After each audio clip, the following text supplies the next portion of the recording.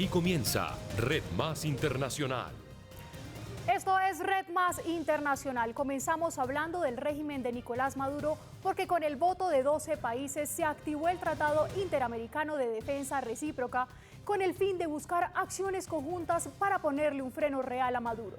El tratado incluye desde sanciones económicas o diplomáticas hasta el uso de la fuerza.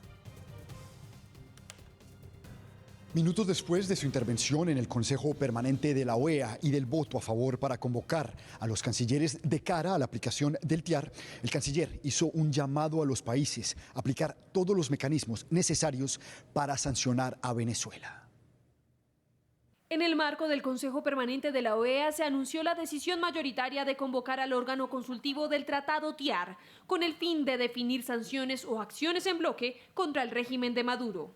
12 votos a favor, 5 abstenciones y una ausencia. Se adopta la resolución aprobada.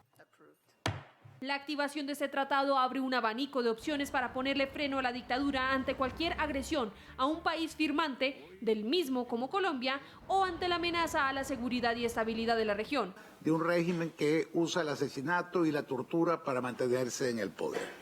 Si esto no atenta contra la paz y la seguridad del hemisferio, yo imagino cuánto más habrá que esperar.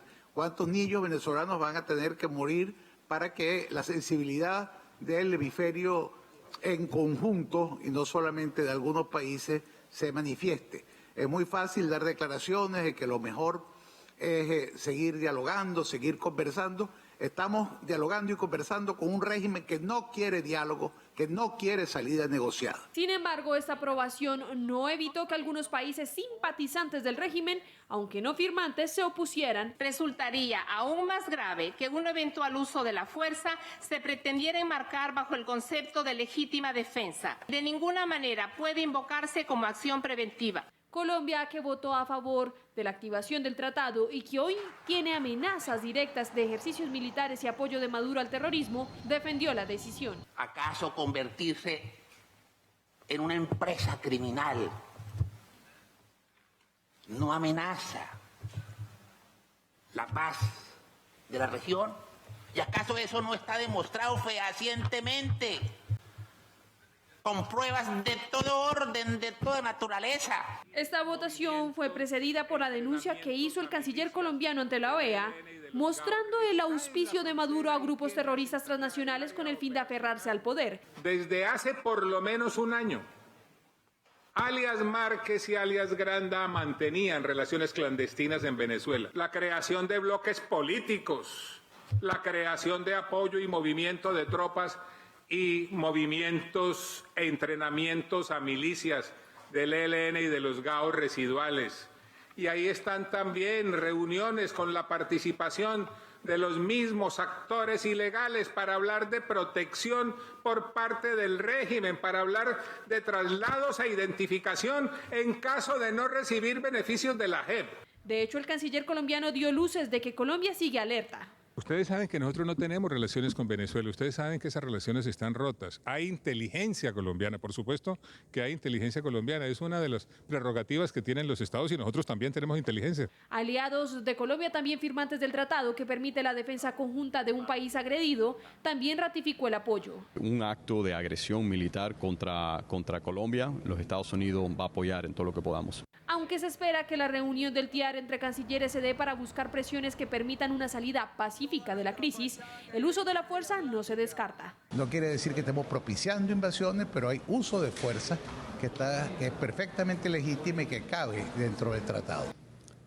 Por su parte, el ministro de Defensa Guillermo Botero también estuvo en Washington y, tras su reunión con el secretario de Defensa Mark Esper, dijo que se fortaleció aún más acciones conjuntas en la lucha contra el crimen organizado en la región. Informó para Red Más Internacional desde la OEA, Cristóbal Vázquez. Cristóbal, gracias por toda la información. Por su parte, el régimen de Nicolás Maduro calificó como mediocres las gestiones de Colombia a nivel internacional y anunció que llevará ante la ONU pruebas de supuestos actos terroristas. Luego de que el canciller colombiano Carlos Holmes Trujillo presentara un informe en la Organización de Estados Americanos, OEA, en el que acusa al régimen de Nicolás Maduro de apoyar a grupos armados, el ministro de Relaciones Exteriores de la dictadura chavista, Jorge Arreaza, publicó un mensaje en su cuenta en Twitter. Son mediocres los espectáculos dramáticos que está dando el gobierno colombiano por el mundo. Se victimizan, evaden y pretenden trasladar sus responsabilidades a terceros. La oligarquía colombiana es la que desató la guerra hace 70 años, la que se nutre de la violencia y de la droga. En otro trino, Arreaza anunció que llevará ante la Organización de las Naciones Unidas evidencia sobre los actos terroristas gestados aparentemente desde Colombia contra Venezuela. Llevaremos a ONU información irrefutable, no elucubraciones absurdas como las que presenta Colombia. Demostraremos con ubicaciones, coordenadas, fotografías, testimonios, fechas, nombres y relaciones los actos terroristas que se gestan en territorio colombiano contra Venezuela. En horas de la tarde fue Nicolás Maduro quien arremetió contra el canciller colombiano. Y con Colombia, nuestra hermana Colombia, amada Colombia, queremos es paz, entendimiento. Pero en el Palacio de Nariño, el Palacio Presidencial de Bogotá, gobierna un gobierno guerrerista, extremista, narcotraficante, paramilitar, que le miente al mundo. Hoy el canciller de Colombia lo que hizo fue el ridículo. ¿Ustedes no lo vieron? El ridículo. Nosotros sí tenemos pruebas y vamos a presentarla ante el Consejo de Seguridad. Pruebas con video, fotos, con todos los testimonios de los testigos, de los involucrados, en cómo el gobierno de Colombia está preparando terroristas para hacer ataques terroristas a objetivos militares, civiles, institucionales y para tratar de asesinar al presidente Maduro desde el gobierno de Colombia. Tenemos las pruebas. El régimen también publicó esta nota de prensa en la que califica como infame la decisión tomada por la OEA de aprobar el mecanismo de consulta para la aprobación del Tratado Interamericano de Asistencia Recíproca conocido como TIAR, que también generó una reacción por parte del presidente interino de Venezuela, Juan Guaidó. Venezuela avanza a la libertad con apoyo de la comunidad internacional, consciente de la grave crisis en nuestro país. Agradecemos el apoyo mayoritario de los países de la OEA. Les pedimos al resto valorar la crisis que sufren los venezolanos y sus soluciones. El TIAR le permitiría al gobierno opositor al régimen de Maduro pedir ayuda militar extranjera. Y hoy, 11 de septiembre, se conmemoran 18 años del peor ataque terrorista de la historia contemporánea. En medio de los homenajes, Donald Trump aprovechó para lanzar una fuerte advertencia a los talibanes días después de cancelar los diálogos.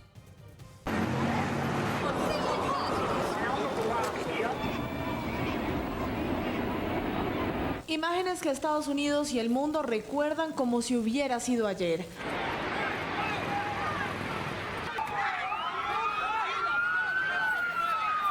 Hace 18 años, 19 yihadistas del grupo terrorista Al-Qaeda secuestraron 4 aviones comerciales y los hicieron estallar contra las Torres Gemelas en Nueva York, el Pentágono y un campo en Pensilvania que tenía como blanco el Capitolio.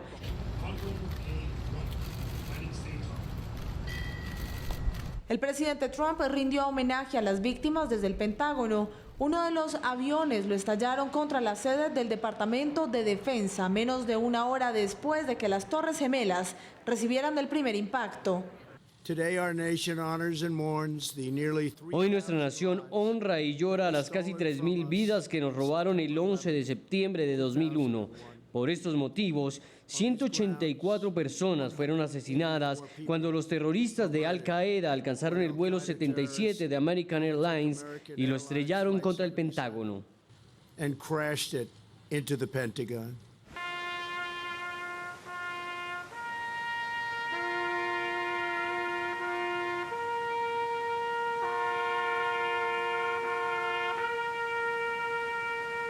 2.977 personas murieron en los atentados.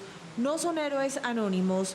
Todos los años en las ceremonias de homenaje nombran a cada una de las víctimas del peor ataque terrorista de la historia contemporánea. Daniel David Bergstein. Graham Andrew Berkeley.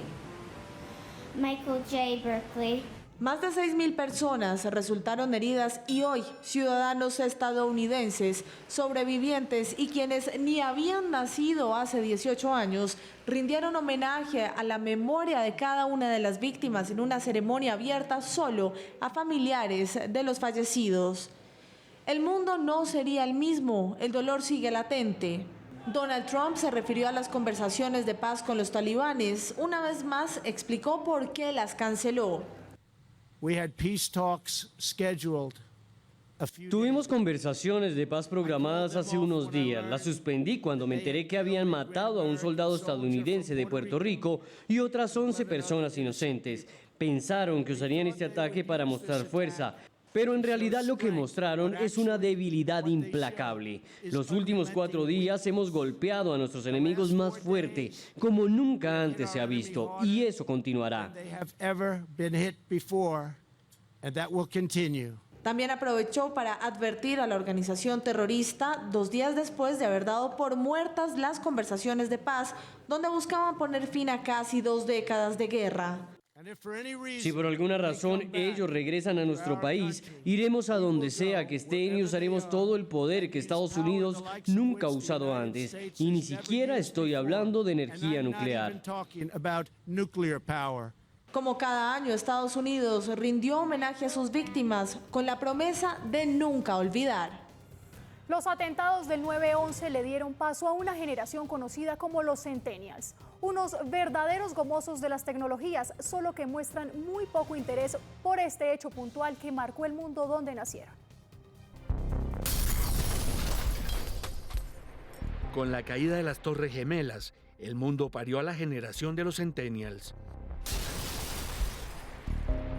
Hace 18 años la humanidad se conectó a través de Google para asistir en vivo a la caída de 2 edificaciones tan grandes como Godzilla, pero tan vulnerables como Goliat. Los protagonistas del baby boom que surgió con el 9/11 crecieron con los ojos enchufados al celular. En 1 minuto hay 4.3 millones de visualizaciones en YouTube. WhatsApp es la danza de los emoticones, la lujuria de los memes que todo el mundo manosea. En este escenario, los Avengers tienen más poder que Osama Bin Laden. Incluso, las estrellas del pop tienen más penetración mediática que aquel señor de barba espesa y de ropaje bíblico. ¿Quién ejecutó el atentado contra las Torres Gemelas? He escuchado reportes de que, digamos, fue un político, la verdad no recuerdo el nombre, que hizo como un complot para, digamos, adueñarse. O sea, compró las torres y después de eso cobró el seguro. Si mal, tengo un recuerdo así de un reporte que leí. ¿Quién es Lady Gaga? Es una cantante. Bruno Mars. Un cantante. ¿Quién ejecutó el atentado contra las Torres Gemelas? ¿Quién ejecutó? No sé. ¿Quién ejecutó el atentado contra las Torres Gemelas? Osama Bin Laden. Ok, sacaste 5 en historia. Sí, gracias. Cristian y Daniel son hijos de un mundo hiperconectado, pero a la hora de googlear hay poco interés por los ataques del 9/11. Cuando crecí me enteré en conmemoración al mismo día, pero más o menos cuando tenía 13 años. Cuéntame el 9/11. ¿9/11?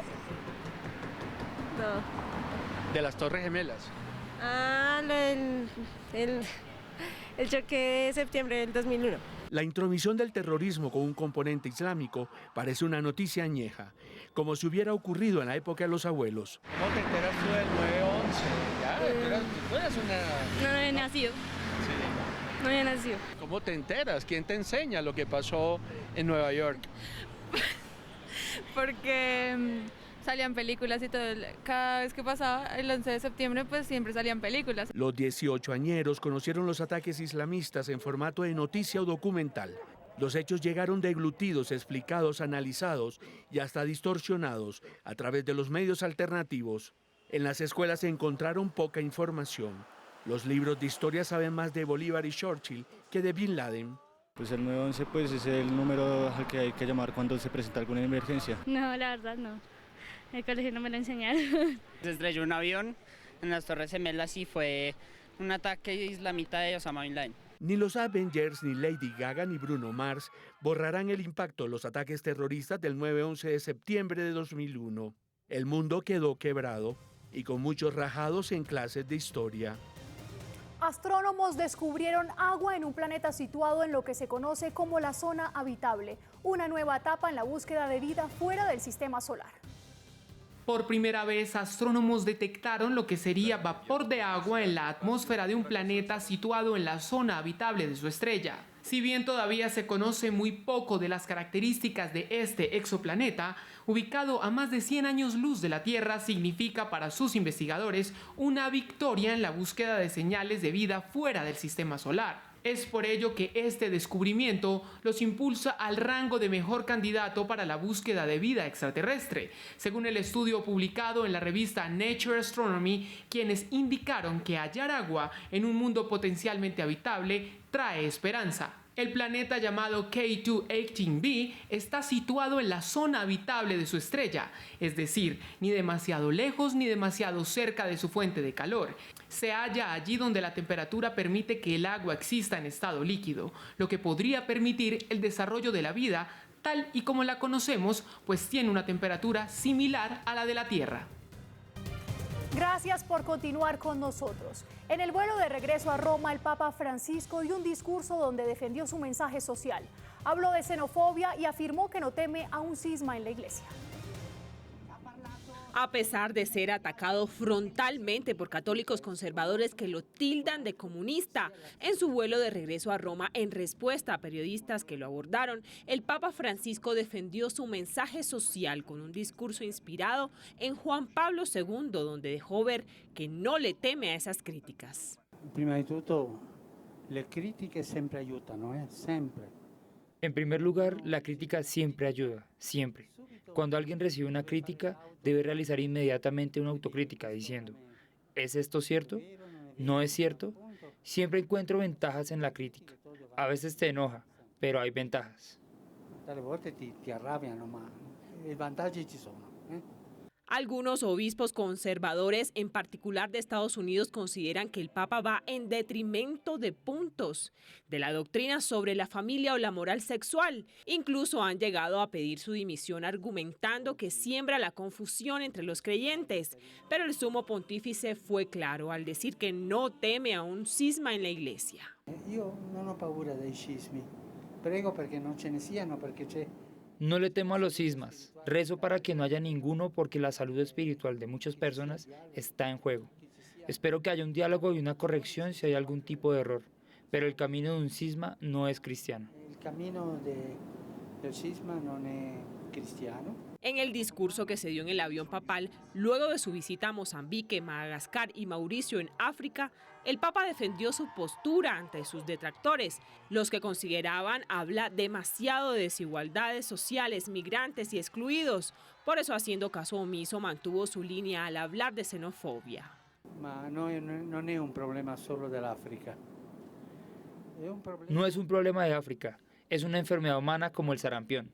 Es una enfermedad, te tiene, entra en un país, entra en un continente. Te viene, entra en un país, entra en un continente. Ante los medios de comunicación que lo acompañaban, el Papa envió un mensaje de exhortación para luchar no solo por la xenofobia de un país contra otro, sino también por la interna.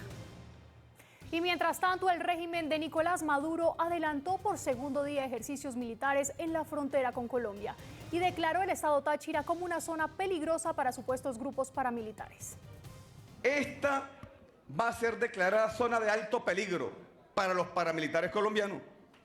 Paramilitar colombiano que pase la frontera con Colombia hacia Venezuela y venga a perturbar la paz y venga a enfrentar a la fuerza pública o a los ciudadanos, recibirá la respuesta a la Constitución. De esta manera, el protector del estado Táchira, Freddy Bernal, justificó la presencia de militares en la frontera con Colombia. El funcionario del chavismo aseguró que en los últimos días, por lo menos 62 paramilitares colombianos han sido detenidos en suelo venezolano y podrían enfrentar penas de hasta 25 años de cárcel. 17 han sido, con 2 ayer, 19 han sido dados de baja en enfrentamiento contra la fuerza pública. Así que ellos verán lo que quieran hacer. Aquí manda el gobierno del presidente Nicolás Maduro y manda la paz. Y es que hasta el momento unos 150.000 efectivos han sido movilizados por el régimen de Nicolás Maduro para los ejercicios militares denominados Venezuela, Soberanía y Paz en la frontera con Colombia, los cuales han sido considerados por el gobierno de Iván Duque como una provocación. El comandante operativo estratégico de las Fuerzas Armadas, Remigio Ceballos, ofreció detalles del armamento que el régimen usará en estas maniobras. Tenemos unidades blindadas, todo nuestro sistema de defensa aeroespacial integral, los distintos sistemas misilísticos. Y por supuesto estamos reubicando y redesplegando nuestro sistema para mantener una alerta constante, vigilancia y exploración de todo el espacio aéreo soberano venezolano. Entre el armamento que se ha visto en el estado Táchira está el sistema de defensa aérea S-125 o Pechora 2, el cual es de procedencia rusa. Así respondió Remigio Ceballos sobre la supuesta presencia de militares provenientes de Rusia en estos ejercicios. Venezuela, la política internacional la ejerce nuestro comandante en jefe. Y Venezuela puede tener todos los amigos que quiera. Nosotros quisiéramos ser amigos de todo el mundo, eso es lo que dice nuestro comandante jefe. Somos amigos de todo el mundo, amamos a todos los pueblos, amamos al pueblo colombiano, amamos al pueblo, a todos los pueblos. Mientras que al aeropuerto de La Fría, ubicado en la región fronteriza de San Cristóbal, llegaron 2 cargadores y 2 lanzadores de misiles tierra-aire con un alcance promedio de 30 kilómetros de distancia y que pueden lograr una altura de hasta 15.000 metros. Un día después del sorpresivo despido de John Bolton como asesor de seguridad nacional, Donald Trump explicó algunos de los motivos que lo habrían llevado a la decisión. Aseguró que Bolton se pasó de la raya respecto a Venezuela, entre otros temas. Trump inició hablando de la postura de quien fue su tercer asesor de seguridad nacional frente a Corea del Norte. John es alguien con quien realmente me llevé muy bien. Cometió algunos errores muy grandes cuando habló sobre el modelo libio. Para Kim Jong-un, esa no fue una buena declaración para hacer. Solo miren lo que pasó con Gaddafi. Esa no fue una buena declaración y nos retrasó. Y francamente, quería hacer cosas no necesariamente más difíciles que yo, pero ya sabes, John es conocido como un tipo duro. Es tan duro que nos metió en Irak. Eso es duro. Sobre las especulaciones que había alrededor de diferencias con miembros del equipo, Donald Trump aseguró: pero no se llevaba bien con personas en la administración que consideró muy importantes y espero que nos haya ido bien. Dijo también que Bolton se extralimitó en sus políticas sobre Venezuela.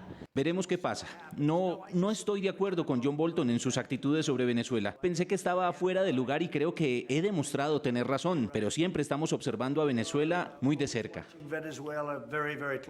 También se refirió a la crisis actual del país caribeño y su relación con Colombia y con el presidente Duque. Tenemos una política en Venezuela que es firme. Venezuela está muy herida y estamos tratando de ayudar a las personas de una manera humanitaria. Tal vez no sea la mejor en términos de aplastar a un régimen terrible, pero la gente se está muriendo. Era un país que hace 50 años era de los más prósperos y ahora se están muriendo. No tienen agua, no tienen comida, no tienen servicio médico, no tienen nada. Estamos tratando de ayudar lo más que podemos. También trabajando con Colombia. El líder de Colombia es amigo mío y está haciendo un excelente trabajo. El mandatario aún no quiso revelar quién será el sucesor de John Bolton. Habrá que esperar hasta la otra semana a que haga el anuncio oficial.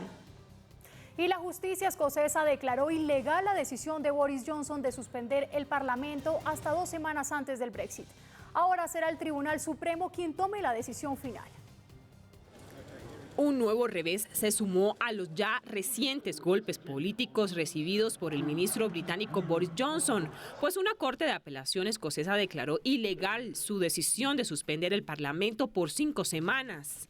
En un adelanto de la resolución que se conocerá en su totalidad el próximo viernes, el alto tribunal dice que la decisión de Boris Johnson es ilegal, pues tenía el propósito de obstaculizar la tarea del Parlamento. De inmediato, la oposición laborista reclamó la apertura de la Cámara de los Comunes, lo que no fue posible, puesto que aún no hubo una orden de anulación, y Londres apeló ante el Tribunal Supremo. Es un fallo histórico cuando un tribunal, esta vez en Escocia, dictamina que es ilegal prorrogar el Parlamento. El tema pasará ahora a la Corte Suprema la próxima semana. Hicimos todo lo posible para evitar la prórroga del Parlamento. Eso es realmente cerrar el Parlamento. ¿Qué es lo que ha hecho el primer ministro para evitar el interrogatorio y el debate hasta mediados de octubre? La demanda fue interpuesta por 78 diputados y lores que consideraron que Johnson amordazó su democracia tras cerrar las dos cámaras desde el pasado martes en la madrugada hasta el 14 de octubre, 2 semanas antes de la fecha prevista del Brexit. Por su parte, Boris Johnson sigue firme en su lucha por conseguir un acuerdo para lograr el Brexit y ha dicho no aceptará un respaldo exclusivo de Irlanda del Norte, pues considera no funciona para el Reino Unido. Tenemos que salir enteros y resolver los problemas de la frontera de Irlanda del Norte, y estoy absolutamente seguro que podemos hacerlo, pero estamos trabajando muy duro, rotundamente para hacer eso. Sin embargo, otras 2 demandas continúan en marcha, una en Belfast y la otra en Londres, que aunque fue denegada la semana pasada, también la analizará junto a la de Escocia el Tribunal Supremo la próxima semana. Johnson está en la mira. Muchos de sus opositores ya dicen que engañó a la reina Isabel II y que en caso de que el cierre del Parlamento sea declarado ilegal, la misma reina deberá echar para atrás una medida que no tomó, por lo que piden desde ya la dimisión del primer ministro. Momento de conocer otros sucesos que han sido noticia en el mundo aquí en Red Más Internacional. Un tren cargado con materiales químicos se descarriló en Illinois, ocasionando la evacuación de varios centros escolares y viviendas. Dakota del Sur fue sorprendido por un tornado que dejó daños materiales y varios heridos. Por cuenta del tornado hubo apagones que dejaron más de 8.000 personas sin electricidad. Más de 3.000 incendios siguen activos en Indonesia. El fuego ha empeorado la calidad del aire en 6 provincias, donde viven más de 20 millones de personas. En Australia la situación no es muy diferente que en Queensland, donde aún hay 73 incendios activos que ya han calcinado más de 115.000 hectáreas. Varios niños estarían implicados en estos incendios, 4 fueron detenidos y otros 6 interrogados. En su visita a México, la jefa de la diplomacia europea, Federica Mogherini, instó a los representantes de Juan Guaidó y Nicolás Maduro a retomar los diálogos para solucionar la crisis en Venezuela. La alta representante de política exterior de la Unión Europea hará su última visita a Colombia antes de dejar su cargo. Se complicó la recuperación de Jair Bolsonaro. El presidente de Brasil, operado el domingo pasado de una hernia abdominal, tuvo que suspender su alimentación oral y empezó a consumir alimentos a través de una sonda nasogástrica. El régimen de Maduro trasladó la oficina en Europa de la petrolera estatal PDVSA a Rusia. La compañía, que antes estaba ubicada en Lisboa, empezó a funcionar en Moscú para afianzar los vínculos entre la dictadura chavista y el gobierno de Vladimir Putin. Con motivo de la fiesta del Día de Cataluña, se realizó en Barcelona una manifestación de separatistas catalanes con una participación cercana a las 600.000 personas. Según las autoridades, es la marcha más baja en los últimos años. Rusia anunció que el primer robot humanoide de ese país, enviado a diferentes misiones en la Estación Espacial Internacional, ya no se volverá a utilizar, según sus creadores, porque ya cumplió con su ciclo. También indicaron que este será reemplazado por otro modelo más apropiado.